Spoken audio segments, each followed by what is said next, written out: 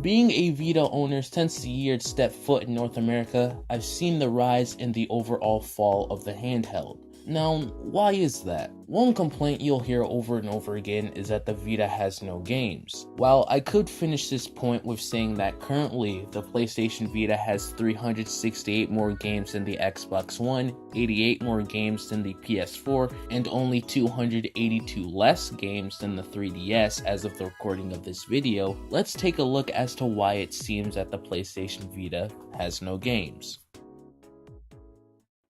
A year or two after the Vita's release in the US, AAA developers became very vocal that making games for the Vita is a mistake. Before the PlayStation Vita came out, it was advertised as a console experience on a handheld, a mere design choice that possibly killed the Vita as a whole. You see, handhelds usually have half the power of their console counterpart, half the power meaning smaller games, moderate visuals, less money. If you take a look at the Vita, some of its games could possibly even stand up to the likes of early PlayStation 3 titles. And with that comes more money for development, which is something that the Vita lacks because it has a small install base. Like, been out for half a decade and only has accumulated 13 million sales small.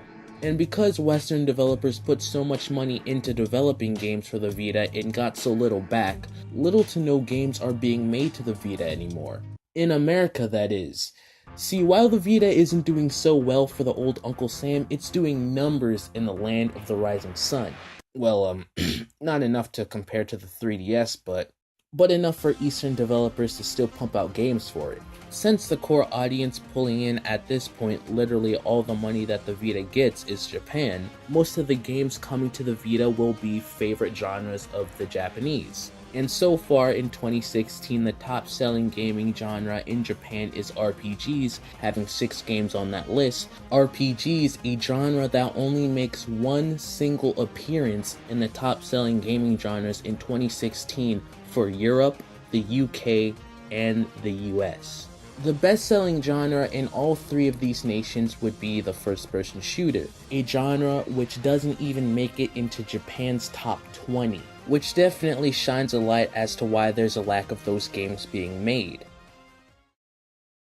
So bringing it back to my first point, why does the Vita seem to have no games? Well, it's because they just don't appeal to you. Western developers have long since dropped the Vita, so at this point it's literally just a Japanese-influenced device that just so happens to be in the West. It isn't for your typical gamer, it's more for your local otaku.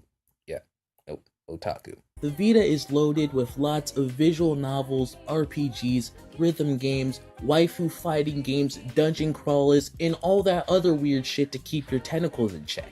What I'm trying to say is that the Vita isn't for you if you're not into Japanese stuff. And even if you're not, still check out the Vita, because there are some awesome games designed for Western audience still on it. But just know that the Vita has more appeal for those dudes in the back of the class who practice those weird hand signs and won't stop talking about how stiff their pillows have gotten lately.